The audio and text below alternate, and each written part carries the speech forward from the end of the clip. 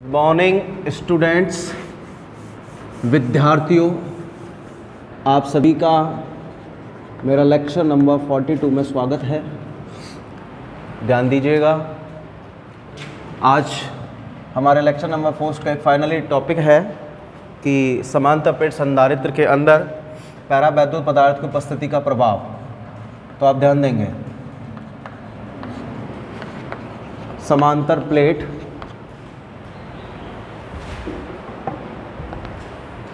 संधारित्र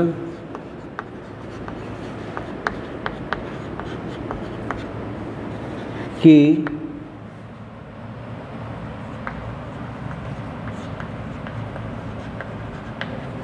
प्लेटों के मध्य पैरावैद्युत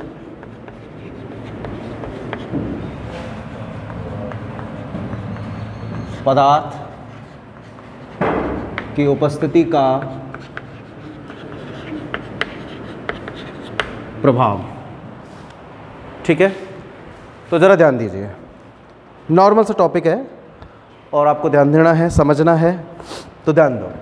एक्चुअली होता क्या है, आप जब भी किसी कैपेसिटर को क्या करोगे, चार्ज करोगे, या जब भी किसी संधारित्र को आप क्या करोगे, आवेशित करोगे, तो ऑब्वियसली सी बात है उसकी प्लेटों के मध्य क्या उत्पन्न होगा, विभवांतर उत्पन्न होगा। ठीक है ना। तो हम क्या कर रहे हैं भाई, किसी भी समांतर प्लेट संधारित्र को या किसी भी कैपेसिटर को अगर हम चार्ज कर रहे हैं तो उसकी प्लेटों के मध्य क्या उत्पन्न हो रहा है, विभवांतर उत्पन्न हो रहा है। और इस कंडीशन में वो संधारित्र क्या होने लगेगा, आवेशित होने लगेगा।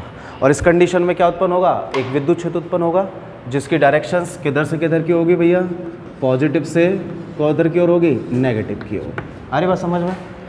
अब हम क्या करते हैं कि संधारित्र के अंदर कोई भी एक डाइलेक्ट्रिक कांस्टेंट या कोई भी डाइलेक्ट्रिक मटेरियल या पैरावैद्युत पदार्थ को हम क्या करते हैं, भर देते हैं।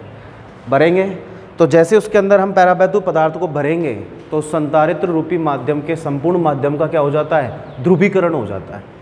अब ध्रुवीकरण कैसे होगा, जैसे कि मान लीजिए कोई भी एक ये पैरावैद्युत पदार्थ है, इसके धनायन है और ये ऋणायन है। अब इसको मैंने बाह्य विद्युत क्षेत्र से आरोपित या किसी भी आवेशित संधारित्र के मध्य में रखा है, या आवेशित संधारित्र इसके मध्य में मैंने किसी भी इस पैरावैद्युत पदार्थ को रख दिया, तो अब इस माध्यम का क्या होगा, ध्रुवीकरण होगा। ध्रुवीकरण कैसे होगा कि जो इस पैरावैद्युत पदार्थ के जो धनायन है ना, वो तो आ जाएंगे विद्युत क्षेत्र की दिशा में, और जो ऋणायन है वो चले जाएंगे विद्युत क्षेत्र की विपरीत दिशा में। आ रही बात समझ में। तो इसको अब हम थोड़ा सा डिटेलली पढ़ते हैं। डिटेलली पढ़ेंगे तो देखते हैं हमारे पास क्या वैल्यू निकल कर आती है। तो देखो बेटा, प्रूफ आप ध्यान देंगे, बिल्कुल इजी सा कंसेप्ट है भाई, एक बार में यहीं पे क्लियर करा दूंगा मैं इसको। तो ये हमारे पास एक समांतर प्लेट संधारित्र है, ठीक है ना। इस समांतर प्लेट संधारित्र की ये पहली प्लेट P1 हो गई है और ये दूसरी प्लेट P2 हो गई है। अब मैं इस संधारित्र को आवेशित कर रहा हूँ, तो ये हमारे पास धनावेशित प्लेट हो गई और ये ऋणावेशित प्लेट हो गई, हो गया आवेशित। अब इसकी प्लेटों के मध्य में विभवांतर उत्पन्न होगा कि नहीं होगा, और ये संधारित्र चार्ज होने लगेगा, अर्थात आवेशित होने लगेगा। इस कंडीशन में यहाँ पर ये E0 विद्युत क्षेत्र हो गया जिसकी डायरेक्शन प्लस से किधर की ओर है, माइनस की, यानी कि प्लेट P1 से प्लेट P2 की ओर। Okay, this is the first situation. According to second situation हम क्या करते हैं, अब इसके अंदर कोई भी एक पैरावैद्युत पदार्थ भरते हैं। अब आप एक चीज़ पर फोकस कीजिए कि अब इसके अंदर मैंने पैरावैद्युत पदार्थ भरा है और ऑलरेडी यहाँ पर बाह्य विद्युत क्षेत्र उत्पन्न हो रहा है।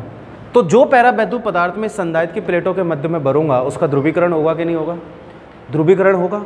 ध्रुवीकरण का मतलब यहाँ पर जो आयन है वो अपनी स्थिति से क्या होने लगेंगे, भटकने लगेंगे, इधर उधर जाने लगेंगे। तो इस कंडीशन में हम देखते हैं कि जैसे ध्रुवीकरण होगा तो उस पैरावैद्युत पदार्थ के जितने भी धनायन हैं वो तो भागेंगे विद्युत क्षेत्र की दिशा में, और जो ऋणायन है वो इस विद्युत क्षेत्र की कौन सी दिशा में जाएंगे, विपरीत दिशा में, लाइक दिस। ये प्लस और ये प्लस, आप डायरेक्शन देख सकते हैं, धनायनों की दिशा विद्युत क्षेत्र की दिशा में है क्या नहीं, और ये हो गए ऋणायन, ये कौन सी दिशा में, विद्युत क्षेत्र की विपरीत दिशा में। शुरू में मैंने यहाँ पर एरो का साइन मार्क लगा दिया है, ठीक है। सेम जितने भी इसके अंदर पैरावैद्युत पदार्थ के अणु उपस्थित हैं, सबकी यही कहानी आपके सामने प्राप्त होने वाली है। तो आप देख सकते हैं ये plus plus plus plus plus plus minus minus, ठीक है ना, ठीक है भाई। तो अब इन पैराबैद्युत पदार्थ के कारण एक अन्य विद्युत क्षेत्र उत्पन्न होता है, तो उसकी डायरेक्शन भी किधर से किधर की ओर होगी, प्लस से माइनस की ओर, और वो विद्युत क्षेत्र हो गया EP। ये उसकी डायरेक्शन को व्यक्त कर रहा है, सदिश है, इसलिए मैंने क्या लगा दिया है, वेक्टर। अरे बात समझ में। तो इस कंडीशन में दो विद्युत क्षेत्र उत्पन्न हो रहे हैं, एक तो वास्तविकता में संधारित्र को आवेशित करने के कारण उत्पन्न हो रहा था, और एक पैराबैद्युत पदार्थ के ध्रुवीकरण के कारण उत्पन्न हो रहा था। अरे बात समझ में। अब अगर आप इस संधारित्र की वास्तविक स्थिति को कैलकुलेट करोगे तो अब ये संधारित्र निर्वात वाली कंडीशन में नहीं है, अब ये माध्यम में कर इसका माध्यम चेंज हो जाएगा। कौन सा हो जाएगा, पैराबैद्युत पदार्थ वाला हो जाएगा। अगर इसमें संपूर्ण संधारित्र का अगर कोई भी पैराबैद्युत पदार्थ निकालूंगा, सॉरी पैराबैद्युत पदार्थ की उपस्थिति में अगर विद्युत क्षेत्र निकालूंगा तो उसको मैं किससे व्यक्त करूंगा, ई डैश वेक्टर से, बिकॉज इसके अंदर क्या भरा हुआ है, डाइलेक्ट्रिक कांस्टेंट। तो देखिए बच्चा यहां पर एक ही चीज को लेकर कंफ्यूज होता है कि सर तीन तीन विद्युत क्षेत्र उत्पन्न हो रहे हैं, व्हाट इज द लॉजिक। अरे बस समझ। तो मैं बार बार एक ही चीज पे फोकस कर रहा हूं कि सबसे पहले मैंने संधारित्र को आवेशित किया था, आवेश दिया था, तो ये पॉजिटिव प्लेट हो गई, नेगेटिव, जिसके कारण जो विद्युत क्षेत्र प्राप्त हो रहा था वो तो कितना हो गया था, E0, ठीक है ना। This call condition is the vacuum, ये निर्वात की स्थिति को व्यक्त कर रहा है। अब मैंने इसके अंदर क्या भरा है, पैराबैद्युत पदार्थ। अब पैराबैद्युत पदार्थ जब तक कोई पैराबैद्युत पदार्थ किसे कहते हैं, अभी पढ़ाऊंगा मैं आपको। पैराबैद्युत पदार्थ ऐसे होते हैं जिनमें विद्युत धारा प्रवाहित नहीं होती है, लेकिन अगर उन्हें हम बाह्य विद्युत क्षेत्र की उपस्थिति में रख देंगे तो वो अपने विद्युत प्रभाव को क्या करते हैं, व्यक्त या प्रदर्शित करते हैं। ऐसा पदार्थ क्या कहलाता है, डाइलेक्ट्रिक मटेरियल, पैराबैद्युत पदार्थ कहलाता है। अब यहां पर ऑलरेडी बाह्य विद्युत क्षेत्र उत्पन्न हो रखा था, अब मैंने क्या किया है, इसके अंदर किसी भी पैराबैद्युत पदार्थ को रखा है तो बाह्य विद्युत क्षेत्र के कारण उसने अपना क्या कर लिया, ध्रुवीकरण कर लिया। ध्रुवीकरण का मतलब उसके जो धनायन है वो तो चले गए विद्युत क्षेत्र की दिशा में, और जो ऋणायन है वो कहां आ गए, विद्युत क्षेत्र की विपरीत दिशा में। अब जितने भी पैराबैद्युत पदार्थ का सबकी यही कंडीशन प्राप्त होगी कि नहीं होगी, जितने भी धनायन है वो सब विद्युत क्षेत्र की दिशा में, और जो ऋणायन है वो विद्युत क्षेत्र के विपरीत दिशा में। कौन से विद्युत क्षेत्र के विपरीत दिशा में, जो इस संधारित्र को आवेशित करने पर हमें प्राप्त हुआ था, बोले तो E0 वेक्टर। अरे बात समझ में।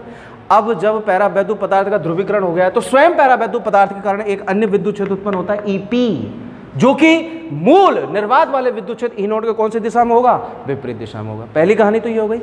अब आप इस संधारित्र को देखिए, दिख रहा है आपको, संधारित्र दिख रहा है ना। अब इसके अंदर क्या भरा हुआ है, डाइलेक्ट्रिक मटेरियल, पैराबैद्युत पदार्थ भरा हुआ है। तो अब आपसे कोई पूछेगा कि भाई इस पूरे संधारित्र का विद्युत क्षेत्र क्या है, तो आप क्या कहोगे कि सर ये एक समांतर प्लेट संधारित्र है जिसके अंदर पैराबैद्युत पदार्थ भरा हुआ है। तो अब इसका जो विद्युत क्षेत्र निकलेगा वो किसकी उपस्थिति में निकलेगा, पैराबैद्युत पदार्थ की उपस्थिति में। तो इसका कुल विद्युत क्षेत्र को मैंने किससे व्यक्त कर दिया, E डैश वेक्टर से। ओके, अब मैं आपके सामने कंडीशन लिख रहा हूं चित्रानुसार, चित्रानुसार एवं संधारित्र के मूल सिद्धांत से।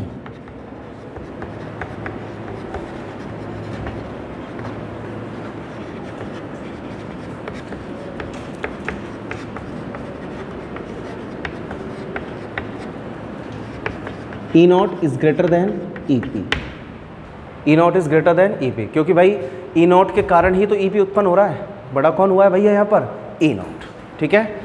अब पूरे संधारित्र में पैराबैद्युत पदार्थ निकला हुआ है, तो मैं यहाँ पर हेडिंग डालूंगा, पैराबैद्युत पदार्थ की उपस्थिति में विद्युत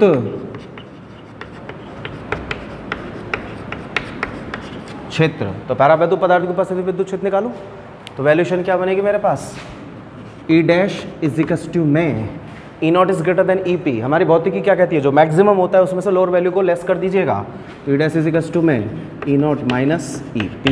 बोलो हो रहा है कि नहीं हो रहा है, हो रहा है ना। अब ये जो दोनों विद्युत क्षेत्र उत्पन्न हो रहे हैं ये चालक प्लेटों के कारण उत्पन्न विद्युत क्षेत्र है। याद कीजिए मैंने आपको लेसन नंबर 2 पढ़ाया है, जिसमें मैंने आपको गाउस की एप्लीकेशंस पढ़ाई हैं। किसी भी चालक प्लेट के कारण उत्पन्न विद्युत क्षेत्र का सूत्र होता है सिग्मा अपॉन एप्सिलॉन नॉट।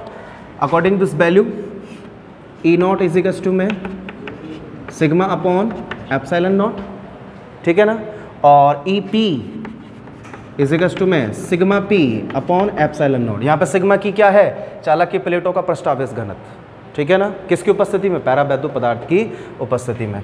और E डैश जो कि संपूर्ण संधारित्र का क्या है, विद्युत क्षेत्र है, तो पैरावैद्युत पदार्थ की उपस्थिति में संपूर्ण संधारित्र का जो विद्युत क्षेत्र होगा वो निर्वात के विद्युत क्षेत्र एवं डाइलेक्ट्रिक कांस्टेंट एप्सिलॉन आर के अनुपात के कैसा होगा, बराबर होगा। तो मैं यहाँ पर मान रखता हूँ, तो ध्यान दीजिएगा।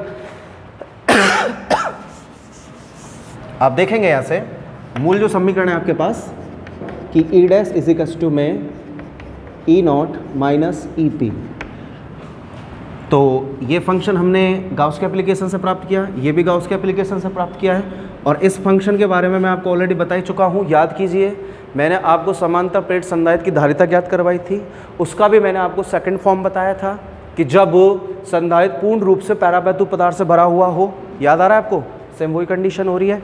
और यहाँ पर जो विद्युत क्षेत्र निकलेगा किसकी उपस्थिति में, पैरावैद्युत पदार्थ की उपस्थिति में, उस विद्युत क्षेत्र का मान निर्वात की उपस्थिति में विद्युत क्षेत्र एवं डाइलेक्ट्रिक कांस्टेंट एप्सिलॉन आर के अनुपात के कैसा होगा, बराबर होगा। बोलो होगा कि नहीं होगा? तो ये हमारे पास वैल्यू आ जाएगी E dash is equals to में E naught upon epsilon R, ये वैल्यू हो गई। अब यहाँ से आगे ध्यान दीजिए, इसका मान रख रहा हूँ मैं। तो आप देखेंगे ई नॉट अपॉन एप्सिलॉन आर,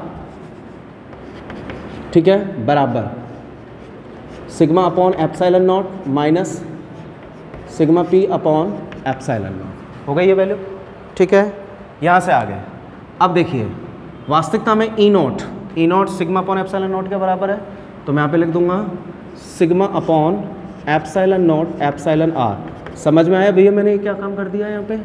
इधर से मैंने 1 अपॉन एप्सिलॉन नॉट को कॉमन ले लिया है, तो अंदर क्या बचेगा, सिग्मा माइनस सिग्मा पी, ठीक है ना। एप्सिलॉन नॉट से क्या कैंसिल हो गया, एप्सिलॉन नॉट। वैल्यू क्या बच रही है आपके पास, sigma upon epsilon R is equals to में सिग्मा माइनस सिग्मा पी। बोलो वैल्यू बच रही है कि नहीं बच रही है? बच रही है ना। अब मुझे यहाँ से सिग्मा पी का मान चाहिए, ठीक है ना। किसका मान चाहिए, सिग्मा पी का। अब आप मेरे से चाहें तो एक क्रॉस क्वेश्चन कर सकते हैं कि सर आप यहाँ से सिग्मा पी का मान ही क्यों निकाल रहे हो? सिग्मा क्या होता है बेटा, पृष्ठावेश घनत्व होता है। मैं यहाँ पे सिग्मा पी क्यों निकाल रहा हूँ? क्योंकि मेरे पास जो विद्युत क्षेत्र की स्थिति गड़बड़ा रही है वो किसके कारण गड़बड़ा रही है, पैरावैद्युत पदार्थ के कारण। और ये सिग्मा पी क्या है, पैरावैद्युत पदार्थ की उपस्थिति में प्लेट पर उपस्थित आवेश का पृष्ठ आवेश घनत्व। तो यही तो कैलकुलेट करना है मेरे को। यहाँ से सिग्मा पी का मान निकालूंगा। तो आप एक चीज़ देखिएगा, sigma upon epsilon R minus sigma बराबर में माइनस के सिग्मा पी। आया कुछ समझ में? केवल इसको उठाकर इधर ले आया हूँ मैं।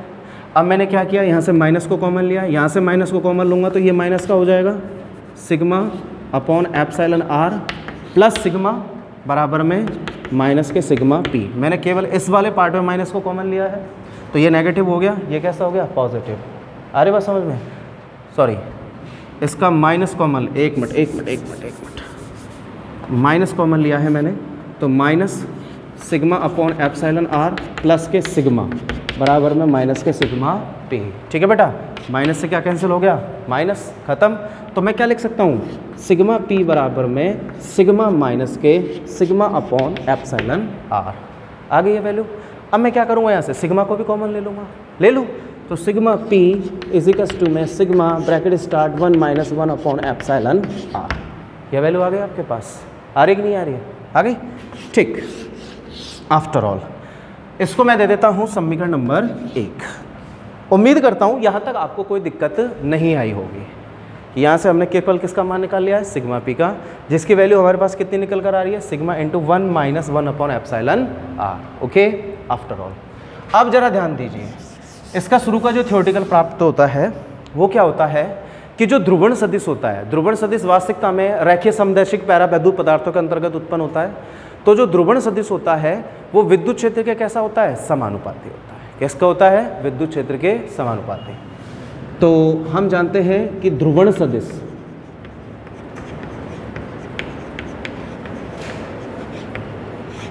जिसको हम सामान्यतः पी वेक्टर से व्यक्त करते हैं, और ये पैरावैद्युत पदार्थ की उपस्थिति में जो विद्युत क्षेत्र उसका कैसा होगा, समानुपाती। तो P vector is directly proportional E dash vector.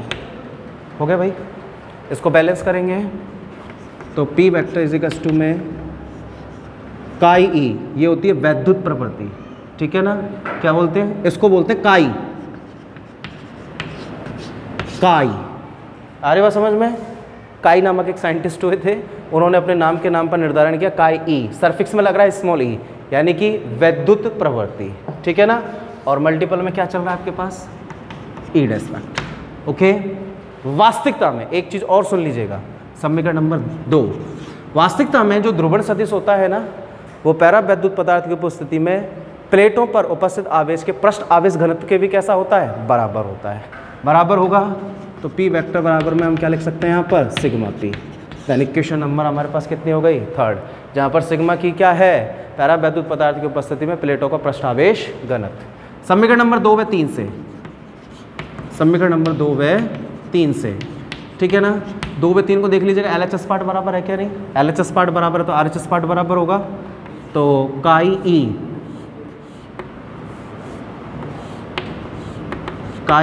E dash is equals to में सिग्मा पी। देखो बेटा, chi E into E dash, E dash की जगह पर आप क्या रखोगे, ई डैश की जगह पर आप रखोगे sigma upon epsilon naught epsilon R. ठीक है, कहाँ से रखा है मैंने, यहाँ से, ठीक है ना। और सिग्मा पी अभी आपने ज्ञात किया ही है, क्या ज्ञात किया है बेटा, sigma into bracket start 1 - 1 upon epsilon R. Sigma से क्या गया बेटा, सिग्मा गया। अब इधर आ जाइए बेटा, chi E into 1 upon epsilon naught epsilon R. LHS part में तो चल रहा है, RHS पार्ट को क्या मैं ऐसे नहीं लिख सकता क्या, epsilon R minus 1 upon epsilon R, बोलो लिख सकता हूँ क्या, नहीं। ठीक है, एप्सिलॉन आर से क्या गया, एप्सिलॉन आर गया, एप्सिलॉन नॉट का मल्टीपल करा दो तो chi E is equals to में epsilon naught into bracket start epsilon R minus 1। That's all. उपरोक्त स्थिति वैद्युत प्रवृत्ति एवं पैरावैद्युत पदार्थ के मध्य संबंध को क्या करती है, व्यक्त या प्रदर्शित करती है। अब एक बार जब हम इस डेरिवेशंस को टोटली सॉर्ट आउट कर लेते हैं या सॉल्व कर लेते हैं तो हमारे दिमाग में एक चीज़ आती है कि सर ये सब कुछ जो हमने किया है, हमने क्यों किया है, कारण क्या है इसको करने का। तो बेटा हमारा टॉपिक है समांतर प्लेट संधारित्र की प्लेटों के मध्य पैरावैद्युत पदार्थ की उपस्थिति का प्रभाव। यानी कि हमारा टॉपिक ये कहना चाह रहा है कि यदि हम किसी भी समांतर प्लेट संधारित्र की प्लेटों के मध्य पैरावैद्युत पदार्थ भर दें तो उस पैरावैद्युत पदार्थ की उपस्थिति का उस प्लेट की धारिता, उस प्लेट के विद्युत क्षेत्र पर क्या प्रभाव डालेगा। तो सबसे पहले तो मैंने आपको विद्युत क्षेत्र की कंडीशन समझाई है। विद्युत क्षेत्र कंडीशन में मैंने आपको बताया था कि चित्र की स्थिति के अनुसार एवं संधारित्र के मूल सिद्धांत अनुसार तो पहले बेटा ई नॉट उत्पन्न हो रहा था, जो जनरेट हो रहा था ई नॉट हो रहा था। बाद में पैरावैद्युत पदार्थ भरा, उसका ध्रुवीकरण हुआ, ध्रुवीकरण के बाद हमारे पास पैरावैद्युत पदार्थ कारण विद्युत क्षेत्र उत्पन्न हो रहा था। तो पहले उत्पन्न कौन हुआ था, ई नॉट। तो ऑब्वियस सी बात है E naught is greater than E P. अब आप अपनी लैंग्वेज को देख सकते हैं कि अब जब मैंने इस पूरे कैपेसिटर को ढंग से देखा है, जब इस पूरे कैपेसिटर को मैंने ढंग से देखा तो मैंने देखा कि सर ये तो जो पैरेलल प्लेट कैपेसिटर है ये तो पूर्ण रूप से पैरावैद्युत पदार्थ से भरा हुआ है। तो मेरे पास लैंग्वेज क्या बनेगी, पैरावैद्युत पदार्थ की उपस्थिति में समांतर प्लेट संधारित्र के अंदर उत्पन्न विद्युत क्षेत्र, उसको हम किससे व्यक्त करेंगे, ई डैश वेक्टर से। तो बेटा ई डैश बराबर में कितना हो जाएगा, जो अधिक है उसमें से न्यूनतम को हम क्या कर देंगे, घटा देंगे। तो ई डैश बराबर में E naught minus E P. अब ये चालक प्लेटें हैं तो यहाँ पर ई नॉट का जो फलन होगा बेटा वो कितना हो जाएगा, सिग्मा अपॉन एप्सिलॉन नॉट। और ई पी बराबर में कितना हो जाएगा, sigma P upon epsilon not. अब आपसे कोई पूछेगा भाई सिग्मा पी क्या है यहाँ पर, तो आप कहोगे सर पैरावैद्युत पदार्थ की उपस्थिति में प्लेटों का पृष्ठ आवेश घनत्व तो sigma P upon epsilon not. E dash का मान आपने जानते ही है कि भाई निर्वात की पैरावैद्युत पदार्थ की उपस्थिति में समांतर प्लेट संधारित्र के अंदर जो विद्युत क्षेत्र उत्पन्न होगा ई डैश, वो निर्वात में विद्युत क्षेत्र और पैरावैद्युतांक या पैरावैद्युत पदार्थ का अनुपात का कैसा होगा, बराबर होगा। मान रख दिया है, वैल्यू हमने क्या कर लिया, कैलकुलेट। अब दो चीजें आपके सामने यहाँ पर निकल कर आई हैं, ये वाली, इन पर आप फोकस कीजिएगा। जैसे कि ध्रुवण सदिश, आ रही बात समझ में। तो ध्रुवण जो सदिश होता है वो विद्युत क्षेत्र का कैसा होता है, समानुपाती। बैलेंस किया, विद्युत क्षेत्र की प्रवृत्ति निकल कर आ गई है, आ रही बात समझ में। उसके बाद जो ध्रुवण सदिश होता है ना बेटा, पी वेक्टर, ध्रुवण सदिश को पी वेक्टर से हम व्यक्त कर रहे हैं, वो वास्तविकता में पैरावैद्युत पदार्थ के पृष्ठ आवेश घनत्व के भी कैसा होता है, बराबर होता है। दोनों से हमने कंपेयरिंग कराया, LHS पार्ट बराबर RHS पार्ट बराबर हो जाएगा, मान रख लिया। उपरोक्त संबंध जो निकल कर आ रहा है, उपरोक्त संबंध काई ई यानी कि वैद्युत प्रवृत्ति एवं हमारे पास जो पैरावैद्युत पदार्थ होता है उस पैरावैद्युत पदार्थ के मध्य संबंध को क्या करता है, व्यक्त या प्रदर्शित करता है। ठीक है। हाँ बच्चों, तो किसी एक बच्चे ने मेरे को कमेंट किया था कि सर चैप्टर नंबर 4 का जो अनसॉल्व न्यूमेरिकल है उसमें न्यूमेरिकल नंबर 14 को समझाइएगा। तो आप सभी अपनी बुक निकाल लीजिएगा और बुक का पेज नंबर आप निकाल लीजिएगा 94, और बुक के पेज नंबर 94 पर आपको न्यूमेरिकल दिया गया है और कह रहा है, एक बार मैं लैंग्वेज बोल रहा हूँ कि चित्र 4.36 में प्रदर्शित निकाय के मध्य धारिता कितनी होगी यदि प्रत्येक प्लेट का क्षेत्रफल कैपिटल ए तथा दो निकटवर्ती प्लेटों के मध्य की दूरी कितनी है, स्मॉल डी है। तो देखो बेटा, उसने इस न्यूमेरिकल में दो पार्ट दे रखे हैं आपको संधारित्रों के, और आपसे इन दोनों छाया चित्रों में या जो दोनों आकृतियां दे रखी हैं, इन दोनों आकृतियों में आपसे बिंदु ए और बी के मध्य तुल्यधारिता पूछ रहा है। तो देखिए, मैं किसी एक को सॉल्व कर देता हूं, और उसका जो पैटर्न न्यूमेरिकल बहुत अच्छा है, लेकिन बहुत अच्छा होने के साथ साथ बहुत ईजी भी है और ट्रिकी भी है। तो आप ध्यान दीजिए, मैं आपको दूसरी वाली जो आकृति है ना, सेकंड वाली, उसको हल करके बताता हूं, और उसी के बेसिस पर आप पहली वाली को हल करेंगे। तो देखिए, आकृति आपको दे रखी है, और इस चीज का चैलेंज है कि एक बार में ही पूरे न्यूमेरिकल को समझा दूंगा, लेकिन दिमाग पूर्णतः बोर्ड पर होना चाहिए।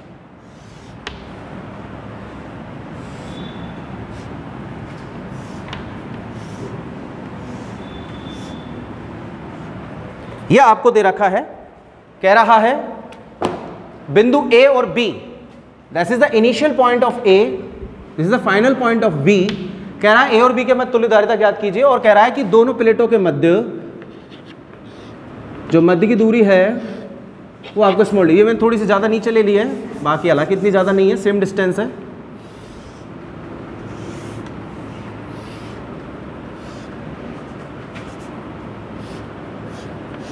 ठीक है, डिस्टेंस डी। अब आप इसको हल करने का तरीका देखिए बेटा, मैं आपके सामने एक मैंने लाइन खींची, इसको मैं थोड़ी देर के लिए लाइन नहीं एक प्लेट मान लेता हूं। तो प्लेट है तो बेटा इसकी दो सतह हो गई ना, एक बाह्य और एक आंतरिक, तो उसका नामांकन मैं ऐसे तो करूंगा, ऊपर वाली एक और आंतरिक वाली दो, दे दिया ना नाम। ठीक, ऐसे ये सभी क्या है बेटा, प्लेट ही है ना।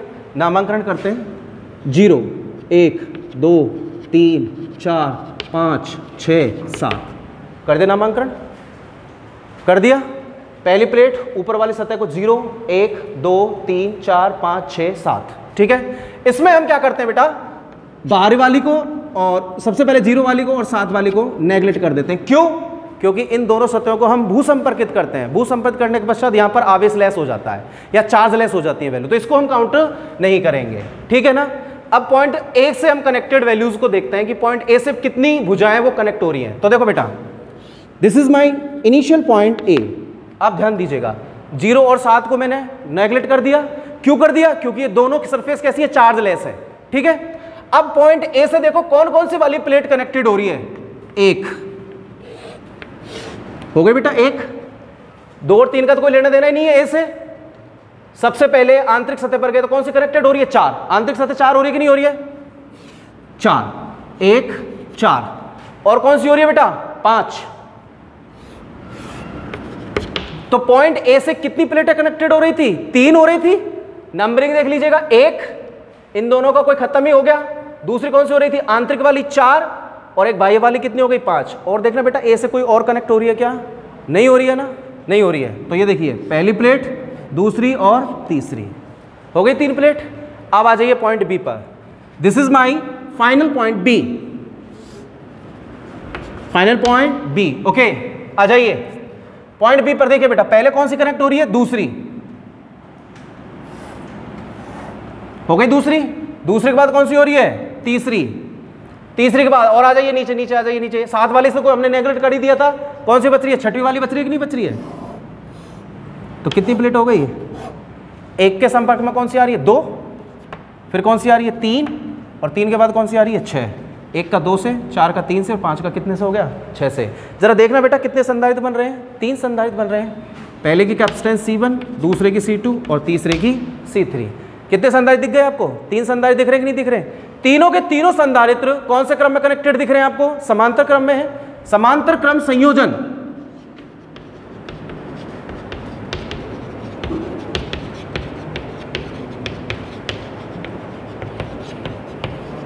समांतर क्रम संयोजन से आपने फंक्शन पढ़ा है, C इज कस्टम में C1 plus C2 plus C3 3 है, ठीक है। तो C इज कस्टम में आप जानते हैं निर्वात में है, और निर्वात में समांतर प्लेट संधारिता का सूत्र क्या होता है, A epsilon not upon small d, A epsilon not upon small d plus A epsilon not upon small d plus A epsilon not upon small d।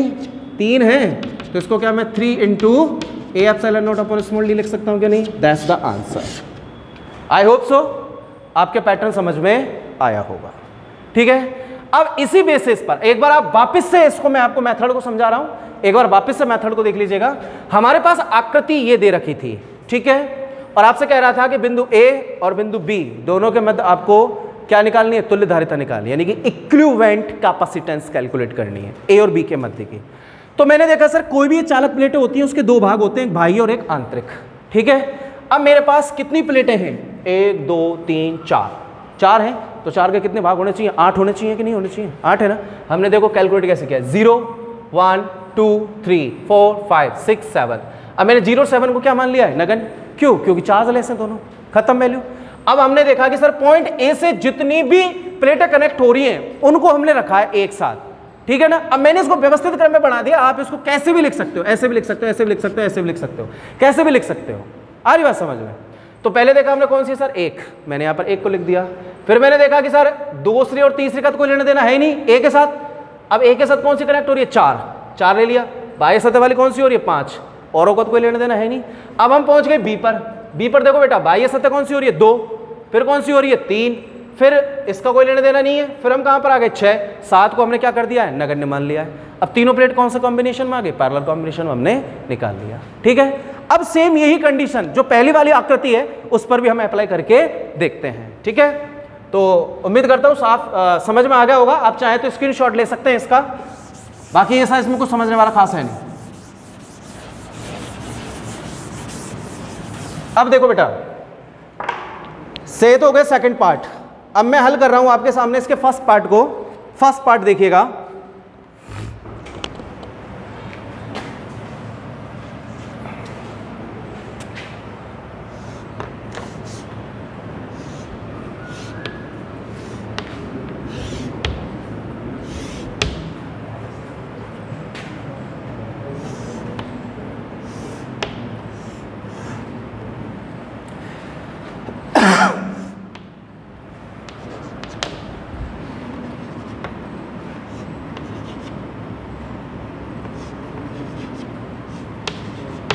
ये हो गई, ठीक है ना। कनेक्ट कर लो सेम वही सीरीज, 0 1 2 3 4 5 6 7, 0 7 खत्म। अब पहले वाले पे देखो, ए पर देखो बेटा, this is my initial point A, okay. कौन सी प्लेट हो रही है, एक, ठीक है।